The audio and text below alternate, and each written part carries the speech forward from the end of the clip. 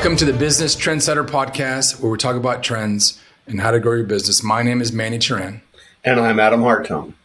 We are Spark Partners. We help you to grow your business by understanding trends and how to use them to grow your business. I'm here reporting from Grenoble, France, and just enjoying the beautiful Alps and the weather and the food and all these amazing things. And I thought today we'd talk about the idea of globalization, really what it means on a couple different levels. Obviously, over the past number of years, there's been this big, massive trade war between the U.S. and China that's affected really a lot. But I also wanted to kind of bring it back home. And Adam, I know that you spent some time in France, having lived here for 3 years. And there's still this pretty solid connection between the West and as it pertains to technology. And I'm just in awe of how much I've been able to get done over the past 48 hours working remotely. And I'm not quite the digital nomad like many others are, but nonetheless, I've got technology here that allows me to communicate with you, Adam. I'm here, 8 time zones away and or 9, and we're able to make things happen. So give me your thoughts on the time you spent in Paris and other places you've lived. And then let's bring it back to this year, 2023, and tie it all together. Well, first of all, I hate the phrase think outside the box, because I always tell people, how are you supposed to think outside the box? You're in the box. So the alternative is to get outside the box, then think. And what you're experiencing is one of those things, what I call getting outside the box. You get up every day, you work. We all have some office rendition. It could be in our house or wherever. But we have this place that we think of as where we work, and that becomes our box. And it's a location with a set of technology. Most of us look at the same apps every day when we get up, check the same email when we get up. We go through a routine. And what happens is that actually creates biases and it creates blinders. And do you feel like you're outside the box? Well, right now, if in my room, I do not. I am fully in the same box, right? I'm operating with my cell phone, my laptop. I've got connections. I've got apps that I'm communicating with, like Slack and Teams and all that. The only time I recognize that I'm outside the box is when I go downstairs and try to order some food, and the guy that I'm talking to doesn't speak any English. And so I've got to kind of mumble through broken French and Spanish and to kind of point to things. But otherwise, I'm in the box. Well, let's talk about the food you eat. How is your dining experiences in there compared to, say, Tucson? My mind has been blown. So this is my first time in France. So I've been all over Europe, but never France for that matter. And this morning I had the best omelet I've ever had in my life. It was a very simple omelet. It was just an omelet, mushrooms, and a little bit of cheese and parsley. And the parsley is very important, by the way, because that was the signature flavor that I really kept on tasting. But I was just blown away. It was super simple, but it just captured the essence of what I think we know as French, which is, of course, they love food and wine and all that. So I was just blown away by the food. It's just amazing. Well, one of the things is that even though the ingredients are the same, the way that a Frenchman would cook an omelet is different than we would, especially in the Southwest, where we basically fry an egg and put some ingredients in it. And the approach to cooking eggs is different in France. And so you're experiencing the same ingredients, but prepared and served a different way. And that's that whole outside the box kind of idea. It's like, well, why does this taste different? Well, it tastes different because it is prepared different. So even the same ingredients can come up with something different. And then think about your dinner last night, and how did that change versus or compare to eating in Tucson? Well, I mean, last night I had a nice, delicious steak and some sauce, and the bottle of wine we had was just an amazing bottle of wine that I asked the waiter, and he said it's a regional bottle. I mean, I've had very expensive bottles of wine. I mean, nowhere near, because I know you're a connoisseur, but I've had $300 bottles of wine that are marginally better than what I had last night. That was $17. Yeah. Just blown away. So again, back to the idea of get outside the box, then think. To me, it's not a meal, or not dinner, excuse me. It used to be true for lunch as well, but now it's not dinner if I don't have wine. I have wine pretty much every single dinner. And it, of course, started because I did spend so much time in France.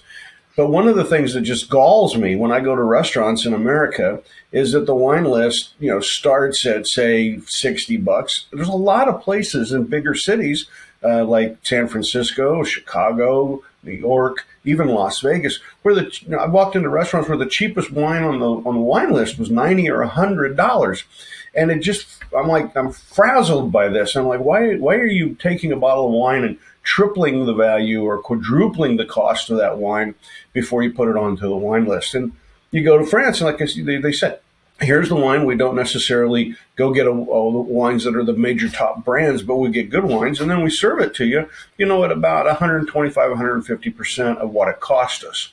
It's a different model. It's a different approach.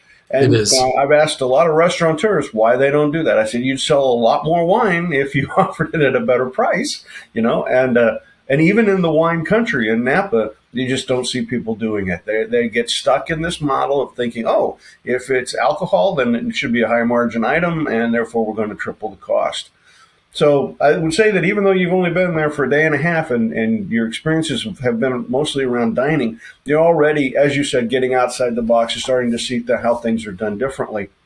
And I think that's good because there's an awful lot of people in business that I've talked to, and we'll say, well, let's talk about insurance, health insurance, and how America provides health insurance and employer responsibility. And I'd say, in other countries, it doesn't work that way. Like in France, Germany, the UK, the employer doesn't pay for health insurance. The government pays for health insurance. So there's a tax on everybody. The money goes in and the government pays for it. I said, think about what it would be like in your business if you didn't have to provide your employees with health insurance, if they got it automatically. And so that's the kind of thing say, well, that's outside the box. It's different. Interestingly, Americans tend to reject that almost universally. if you're in France, you go to Germany, and then you go to the UK or you go to Spain, and you see things different, and you'll say, oh yeah, that's the way they do it in Spain, or that's the way they do it in Germany, and they might have some conversation about it. But they are aware of what's going on in all these other countries, and they will discuss pros and cons and why it's that way in a particular country. In America, what I've discovered is that when you get home and you start telling people, they did this in France and they did it this way, and I want to try it, they'll be like, no. Right. We don't want to do anything the way another country does. Do you feel that sometimes? I do. And what was interesting, so last night I was with my colleague. We went to this little corner side bar, and we sat down, obviously very American. My buddy was wearing like a jean jacket, So we're obviously very American. And there was a father and son to our left that was clearly very French. Just the way they were dressed, they were speaking French. And we sat down about the same time. And what was interesting is we sat down, and me and my colleague we ordered our food, and the wine came and all that. And they immediately brought mustard, ketchup, Worcestershire, and Tabasco. And they set it down in front of our table. Okay. And I'm just sitting there talking to the guy, and I look over, and the father and son next to us also ordered some food. They did not bring the ketchup, mustard, Worcestershire, and Tabasco. And interestingly enough, they had the exact same thing I did. So I had the steak and the French fries and the salad, and my buddy had also the steak, and they had the same thing. But automatically, they brought all the condiments because they saw, oh, these Americans, they love their condiments. And without even questioning, they brought the whole set of stuff, which was very interesting to me. Yeah. So, and I think this is a great segue to be talking about globalization, because I had the good fortune early in my career to not only spend a lot of time in France, but also in the United Kingdom, and also quite a bit of time in Japan and Australia. And I visited and did working gigs, short-term working gigs in many, many other countries. And one of the things was that it would say I'd start to pick up tricks, like, well, look at how they did that, or look at how somebody, accomplished this thing. And I would see differences, and I would see how they would get it done. And I would come back and I would talk to people in America about possibly doing things in a different way. But one thing I observed was that if somebody was, say, Chinese, and they went to France, they would tend to try to do business the French way very quickly. Right. So they would be speaking French very quickly. They would be trying to understand the mannerisms. They would effectively try to, fit in. Americans have a tendency to go to a foreign country and try to make the foreign country do business the American way. And True. so it struck me throughout my career that the Americans always felt like in international relations, it was the opportunity to export Americanism to a foreign country, as opposed to saying, oh, how do we meet in the middle, or what can I learn from this, or how could I be advantaged by doing business a different way by listening to the people that are across the table from me. Yeah, very true. I've been in, I don't know, 40 or 50 countries, and it's always interesting how the American mindset travels with me as much as I try not to let it affect me. And I look at, being the capitalistic sort of American mindset of customer service Mm-hmm. and the way it operates so differently. So today we had a nice dinner. It was two of us, including the wine, and we each had the beef bourguignon. And I mean, it was amazing, right? It was $75 for the both of us, right? And then afterwards, they brought the bill, right? There's no place to tip, and tipping is not customary here in France. Right? But I felt compelled. So I took a 20 euro note and I folded it up. And as the guy was leaving, I said, hey, listen, I know this is not custom here, but I don't feel right unless I give you a tip. And I gave him the $20 bill, a 20 euro bill. And he looked at me and he says, I wish I lived in America. And he smiled and winked. Right. But it was just interesting that I did the same thing. I brought my mindset that, if I left without giving the guy a tip, I would feel weird. And I'm sure they get this a lot, but I just felt compelled to give him the 20 and say, enjoy, thank you very much. And, he had a good spirit about it. He wasn't kind of didn't push back on it. But The same thing happens. People, yeah. The same thing happens when people visit America. Because of my travels, I have a lot of friends from foreign countries, and we'll go out to eat and they'll say, Adam, let me, you're a host, let me pick up the tab on this bill. And they'll get the bill and they'll be looking at it. And they're always shocked at the cost of the wine. But then the next thing will be, oh, that tip thing. How do you do that tip thing? I don't understand. Adam, please help me out with telling me how much I'm supposed to tip, because I just don't understand. And again, we are the country, the real only country in the world in which we expect the servers to be paid nearly nothing, and instead get their pay by this gratuity that's offered at the time of the service. So it's a very unusual situation, but we don't think of it as unusual, even though we're the odd man out. We're the only ones who do that. So as you think about this, maybe it can help us to start to relate to the fact of why we get so surprised by things that happen in international events. So even though, let's take, for example, the war in the Ukraine. It wasn't that many years ago, 2014, when Putin invaded Crimea, and I'm sorry, the other country slips my mind right now. It'll come to me in a minute. But anyway, when he made those invasions, Americans were like, so what? We didn't make a big deal out of it. At the time, Obama was president, and he didn't make a big deal out of it. And he more or less said, okay, fine, and Americans they really sort of ignored it. Where if you looked at the rest of the world, many of them said, this is horrible. This is Russia invading another country, taking over the country, annexing it, bringing its people in. And so they were really horrified. And they said, you know what, this will give Putin a sense that he could do more of this. Well, we just ignored it. We just pretended like it didn't happen. And so then whenever Putin started saber rattling that he was going to go into the Ukraine, if you were watching the American news cycles, they were all saying, oh, he'll never do it. That would be so stupid of him. He knows that he would set off a war with Europe. He knows that it would cause all these problems. He's a much better tactician. He's a smart guy. He would never invade Ukraine. Whereas the people in the rest of the world were kind of like, this asshole is getting ready to walk in the door. He's going to bomb his way into that country. They fully knew that was where he was headed. That misrepresentation can really hurt us Americans when we start thinking about our business and thinking about globalization, because that's just a great example of Americans not paying attention to what's going on in the rest of the world and not starting to see things from other people's perspective. It's that unwillingness to take the mind out there and say, well, what does this look like to a German? What does this look like to a Frenchman? What does it look like to somebody in China or Taiwan or Thailand? That's really important if you're going to be doing business globally. Yeah, I think it's really important to listen as well. Listen and watch. So if I think about my time in these different countries, and if I was just to have my, my bold Western American mindset, it's really easy to bulldoze and just sort of make them operate the way you operate.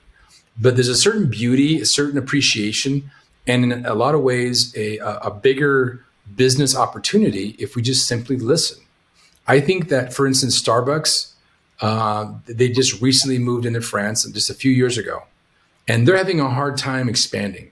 I've been here a day and a half, and I've been to a few cities, but I saw one Starbucks, and it was not full. It was not. It was not a lot happening there, and it's because of it. It just doesn't really fit the way that the French do business, the way the French enjoy coffee, and so I think that if we're good business people and we're doing things internationally, I think it makes a lot of sense for us to listen and really be culturally sensitive and just do the right thing. Yeah, I mean, it was. I used to tell people when I'd come back from Europe, especially if I was in France or Italy and working. You would typically meet somebody. The working day started around 10, and you would meet somebody at a cafe, and you'd sit down outdoors. Now, I was in Paris. I wasn't in Grenoble, where it's much colder. But typically, if the weather was decent at all, you'd sit outside. If it wasn't, you'd sit inside. You sit down, order up a cup of coffee, and then you would linger over it for an hour and not eating anything. Just sitting there for an hour, have a cup, maybe have a second cup, maybe be there for 90 minutes, and that's it. And then you would have a waiter, and you'd pay the bill, and then leave him like 50 cents as a tip, and you've taken a table for an entire 90 minutes, right, for the price of a cup of coffee or two. But that was where you really did a lot of the discussion, and you kind of said, well, how are we trying to pave our meetings, and how are we trying to pave our path forward? Done very, colloquially in a very, it was a third party setting as opposed to my office or their office. We're in a third party setting. We're able to have the discussions in a very open environment about what we're going to do. And then if we want to have private meetings, we've set it up. Then we go have that private meeting. That would happen later in the day. If you say, okay, now I think we've set the barriers, we're going to just talk about this issue. Let's go back to our offices. Let's get our information. Let's maybe have some lunch. And then, we'll meet again around 3:30, and we'll get into the details, and have a conversation. And then we would stop working at, say, 6 or 6:30, right? And it was a whole different approach than how we do business in the USA. And a lot of times when I'd be doing something, I was working with corporations. I did a lot of work for the DuPont Corporation. That's where I was head of business development. And the lawyers would go with me to the meeting, and we would say, well, let's meet at 7 o'clock for breakfast. And I would say, well, you can go down there at 7 o'clock, but I'm sure as hell not bothered. And I said, I'll meet you for breakfast. Then we'd go have breakfast at like 8:39. It was very limited offering, rolls, some eggs.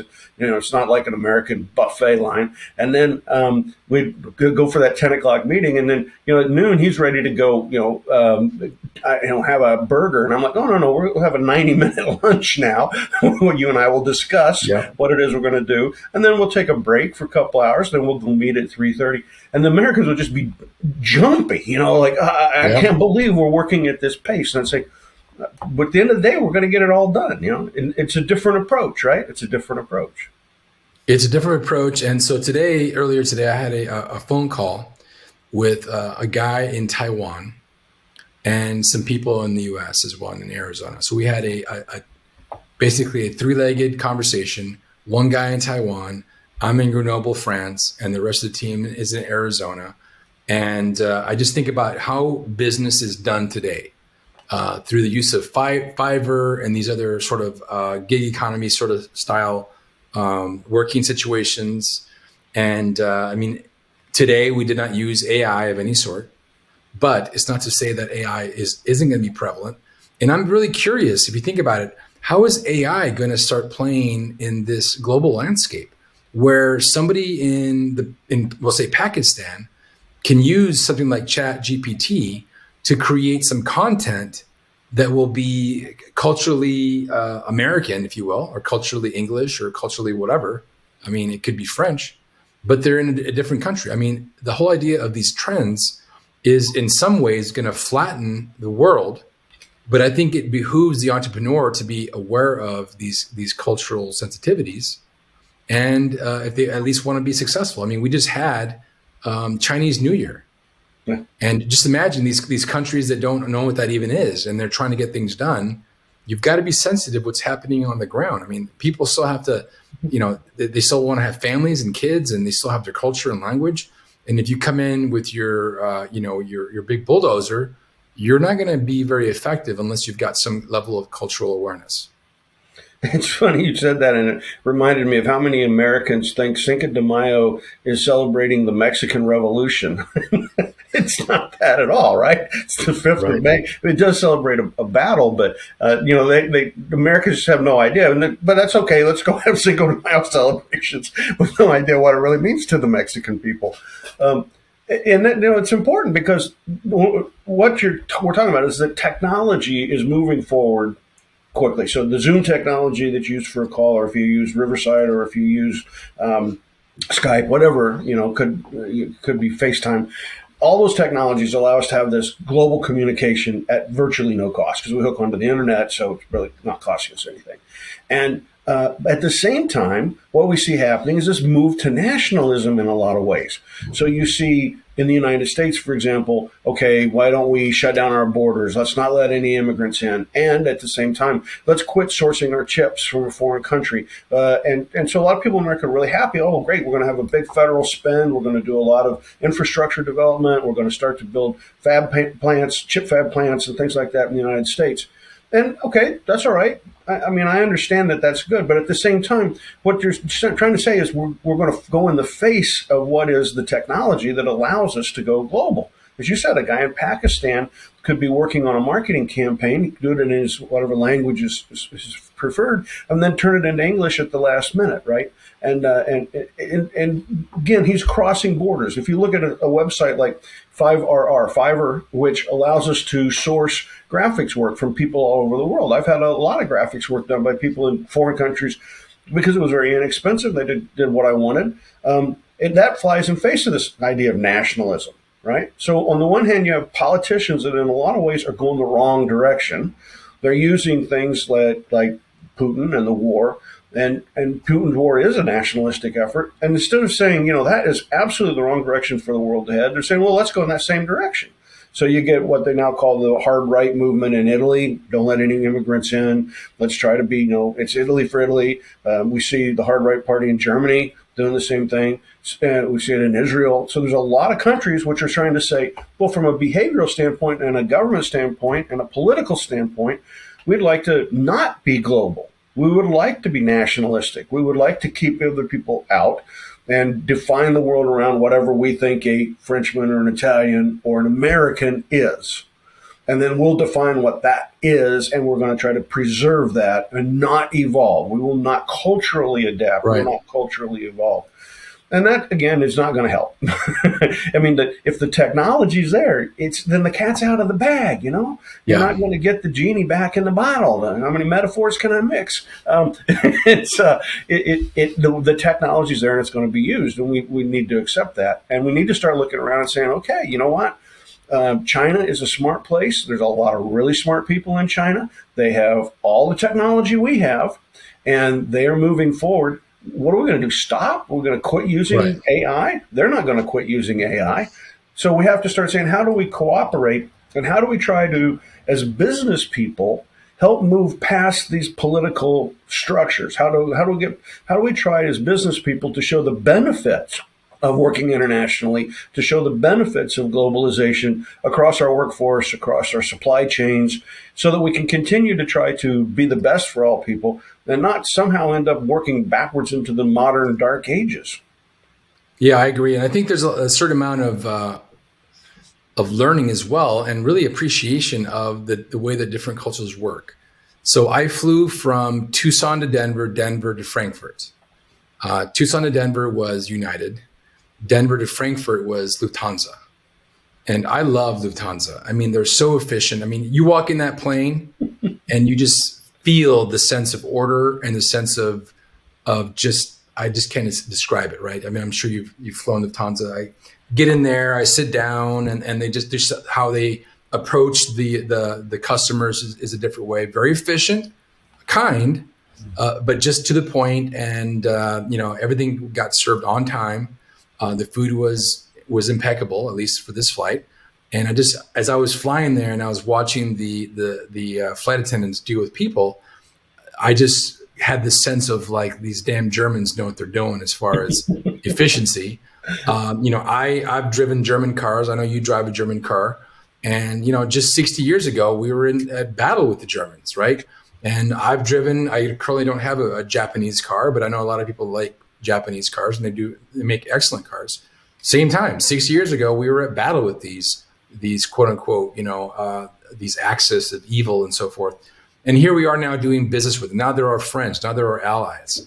And who's going to understand that maybe in 60 years, the Chinese will be our best friends and there'll be some other force that are not our friends. So it's just amazing, at least the business side, how it has a certain level of being able to normalize the way that things are done in the world. Yeah, governments are going to do what government's going to do. But if we want to be smart business people, we've got to really have that eye on what's the best, the tool for the job. And it could be something from China. It could be something from, North Korea is its own different thing, but otherwise the rest of the world has its benefit. And it's been 80 years, but yeah, you're right. What we can do as business people, we tend to want to say we don't want to talk about politics, and we tend to say we want to stay away from hot political issues. But reality is that the reason that Nixon said that we should not ignore the Chinese is because he wanted to do business with them. He said it's 1 billion people. Let's open that market up. Let's do business with those people. So business tends to lead international relations. We're not kingdoms anymore. And so in these interactions, there's the business people that are like the old commerce guys that used to get on the boats, right? And they would go to a foreign country and they'd come back with spices or rugs or something new and different and exotic and exciting. That that international trade was how we passed through technology and passed learning along, and that's not changed. And the people of North Korea, everyone that I've ever talked to that's had any insight to it, that's been there or been in South Korea and had opportunities to talk with folks about what's going on in North Korea, say, it's not a good place to live. It's not fun. The people there are having a difficult time. And they all say that the way we'll get around that will be eventually if the leader of North Korea would allow trade, if he would allow trade to happen. Right now, the trade is between North Korea and China. So they have trade. But, if the United States and democracies had trade, they would probably get a different point of view. And at the same time, though, we need to be respectful about what is going on in China. The Chinese government has changed dramatically since the days of Tiananmen Square. We now have leadership in China that is far more nationalistic. They have saber-rattled quite a bit about trying to take over Taiwan. And again, as business people, we should be trying to say to everybody, hey, that's not a good idea. Don't follow the direction Putin's going. It's not helping Putin at all. It's not helping the Russian people that he's invading the Ukraine. It's not just sanctions. It's that inability to get technology. It's the inability for people to work in technology jobs because they can't export their learning and their work out of Russia. So the nationalism that's caused that war is not just, it's bad for the people, and it's bad on both sides, and it's bad for business. And as business people, we should be speaking up about that. And we should be speaking up to say, look, we want to do business in these foreign countries. We want to be able to export our goods and import supply chain items. And I think often we don't do enough of that. We try to sit back. And if we leave it in the hands of politicians in the United States, that means you're leaving it in the hands of lawyers. And honestly, I've had seen a lot of really bad business deals happen, and a lot of bad things happen because of the bias that lawyers bring when they come into anything. The world's a negotiation to a lawyer, and it's one set of rules versus another, and it's a set of arguments. And how do we make our arguments? That's not, I would say, not universally the way we as Americans like to be or the way we do business. So as business people, we have a voice, and we should be exercising that voice to try to tamp down these nationalistic efforts and get people to understand the benefits of getting outside the box and giving us a new opportunity to learn. Agreed. Well, here in the last few minutes of this podcast, I'd like to summarize maybe a handful of things that a business owner can do today in order to grow their business in light of globalization. So I'll give a few, and then you can give the rest or whatever. And I think that you mentioned something, bias is a big deal. We see things with our American eyes, and I know we've got listeners and viewers in other countries too. So be it your English eyes or your French eyes, whatever. So I think it's important that we try to mitigate that by just listening to other cultures and seeing how you can actually play out. And then the second thing I'll say before I toss it to you is, this idea of using technology as a bit of a common denominator between cultures, between lands, between the way we do business. And I think it's important to leverage AI and these other things that are in existence in order to advance your business forward.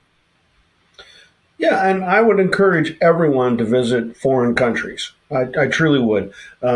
This year I'm doing some projects up in Vancouver, Canada, and there's a lot of people who think of Canada as like the 51st state, and not realizing, I'm sorry, it's a completely different country, and they do things entirely different ways, and you need to be respectful of that whenever you're doing business in Canada. But very few Americans, I'm struck at how many have never visited Canada nor ever visited Mexico. Right, and that's not a hard trip to make, but yet very few Americans do it, and they should. They should at least get a sense of that. It's not difficult to get on a plane and go to Peru, or go to Bolivia, or to go to Brazil. These are not hard flights, and if you want to put a little more effort into it, there's Europe, but then there's also Asia. And I encourage people to. I've been to Japan, I've been to the Philippines, I've been to many countries in Asia, including and then down to Australia as well. It's not just a young man's game to get out and do this. Meet people, go around the world and go spend some time and see how business gets done. Because once you get outside the box, you will think up new ideas that can be very, very, very beneficial to growing your business. Absolutely. And I think the last thing I'll say before I give it to you, Adam, to close out is, if you think about some of these large companies like Google and Apple and Tesla and all that, they all have a presence, a global presence, irrespective of, either being founded or operating out of the United States. I mean, today during my walk outside of Grenoble, I saw so many Teslas. It was just crazy for a small little, French village up in the Alps. I was surprised at how many Teslas I saw. And I thought to myself, they must be putting a hell of an effort to take the Teslas and really make it into the de facto electric car here in France. So what other thoughts do you have before we close out? Well, certainly they have to react because they were getting most of their gasoline from Russia, most of crude oil, and global climate change, all kinds of factors they're taking much more seriously than we do in the United States. And they are moving much more quickly towards electrification, which we talked about 2 weeks ago, much more quickly towards electric cars. And again, international business is a good thing. Globalization is a good thing. If the better we do that, the harder we work at that, the more we listen, as you said, the less likely we'll have wars. And I hope our business community is excited about that opportunity. Very well said, Adam. With that, I bid you farewell from Grenoble, France, and we'll talk to you next week. Au revoir. Cheers.